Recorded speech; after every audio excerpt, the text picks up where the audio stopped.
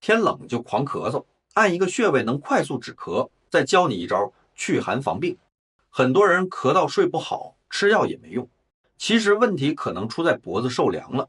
今天我会告诉你风寒咳嗽和风热咳嗽怎么分辨，还会分享几个不用药的止咳妙招，包括穴位按摩、食疗古方和保暖技巧。先讲一个亲身经历的故事。有一次我坐在汽车里，总觉得喉咙痒，想咳嗽，别人都没事，就我有。我仔细感觉了一下，发现身体有点发冷，但并没有其他感冒症状。后来我刚好手上拿着一件夹克，就顺手把它披在身上，盖住肩膀和脖子。没想到过了几分钟，咳嗽竟然自己停了。这件事让我意识到，原来很多莫名其妙的咳嗽，就是因为身体受到了风寒。从那以后，我在治疗病人时，常常用一个滋润气管的药物，再加一点点温热的药，发现效果特别好。很多女生爱漂亮，穿衣服喜欢露脖子、露肩膀，脖子后面有几个很重要的穴位，分别是风府穴和风池穴。风府穴在头颈正中间的凹陷处，风池穴在两侧。这三个地方是风邪最容易入侵的门户。风一吹，寒一侵，风寒就从这里进入身体，最先反应的就是咳嗽。所以最简单的止咳方法就是围一条围巾把风府和风池挡住，这样既美丽又保暖，咳嗽自然就少了。接下来教大家穴位按摩，手肘弯靠大拇指那一侧有一条线，这里有一个穴位叫尺泽穴。当咳嗽突然发作时，比如感冒了、过敏了，或者突然吸到冷空气就开始咳，你就可以按压尺泽穴，轻轻按下去，感觉有点酸疼。这时你会觉得气管舒服了，没那么想咳了。这个穴位专门治急性的咳嗽。如果咳嗽拖了很久变成慢性的，那就要用另一个穴位太渊穴。太渊穴在大拇指跟手腕交汇的横纹上，轻轻按压可以保养肺气，让你以后不容易再咳。慢性咳嗽在中医来看属于虚症，所以要用补法。太渊穴就是补肺的要穴。那么咳嗽要怎么分辨呢？中医把病因分为风火湿燥寒5种，其中最常见的是风寒和风热。风寒咳嗽的特征是感觉喉咙很痒，怕冷，没有发烧或者低烧，痰很少或者痰是白色的稀水样，流清鼻涕。很多人在天冷的时候或者吹到冷风之后就开始咳，这就是风寒。风热咳嗽的特征是嘴唇红，舌尖红，有点口臭，眼屎变多，鼻涕和痰是浓稠的黄色，有时候还会喉咙痛。风热咳嗽多半是感冒初期来的，病情来的比较急。风热咳嗽有一个很有效的古方叫代哈散，这里面只有2味药，清代和哈粉传说。古代有一位太后咳嗽不停，太医们怎么治都治不好。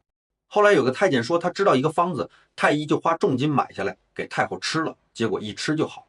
太后逼问方子从哪里来的，太监被逼得没办法，只好说是在菜市场买的。那个药粉看起来绿绿蓝蓝的，问了卖药的人才知道就是清代和哈粉。这个方子专门治黄脓痰的咳嗽，效果非常好。除了中药，还有几个食疗方也很管用。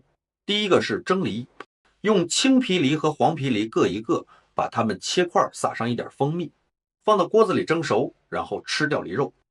这个方子在加拿大、美国这些比较冷的地方特别好用。第二个是麦芽萝卜汁，把白萝卜切成薄片放在碗里，上面铺一层麦芽糖，然后放到冰箱里冰1-2个小时。萝卜和麦芽糖会化出很多水，这个水就是药，把它喝掉就能治咳嗽。我自己在30-40年前用过这个方子，效果很好。第三个更简单，白萝卜煮汤，加一点点盐，汤喝下去也能止咳。这里要讲一个很重要的观念，咳嗽不一定是坏事儿。很多人生病就想马上把咳嗽压下去，其实咳嗽是身体的一种保护反射。当气管或肺里有分泌物、异物、细菌、粉尘，或者吸到了二手烟 PM2.5， 身体就会分泌粘液，把这些东西包起来变成痰，然后用咳嗽的方式把它们排出去，这样可以保持呼吸道畅通。所以有痰才要咳，咳出去就不在体内制造困扰了。如果你乱吃止咳药把咳嗽压住，痰积在肺里面，反而会出更大的问题。中医古书上说无痰不作病，但又说痰不可尽除，意思是痰是身体的一种重要分泌物，完全没了也不好。还有一种咳嗽不是肺的问题，而是胃引起的。现在很多人喜欢吃甜食，吃太饱，吃宵夜，导致胃酸逆流，胃酸往上跑，打到喉咙，刺激到气管，就会引发咳嗽。这种咳嗽的症状通常是饭后或者躺下的时候更明显，喉咙感觉酸酸的、烧烧的。这种咳不要治肺，而是要调整饮食，少吃一点，把胃肠治好，咳嗽自然就好了。再补充一些日常保养的方法。如果你发现自己一到天冷就咳，或者早上起床咳，晚上睡觉咳，多半是体质偏寒，这时候可以喝姜茶，姜能温中散寒，也可以用热水泡脚，促进血液循环，把寒气逼出去。出门的时候记得戴围巾，穿高领衣服，保护好脖子后面的风池和风府。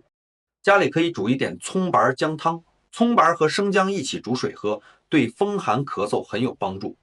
最后总结一下，咳嗽先分寒热，风寒用温热的食物和穴位，风热用凉润的食疗。急性咳按尺泽穴，慢性咳按太渊穴。脖子保暖比吃药还重要，不要盲目止咳，有痰咳出来反而是好事儿。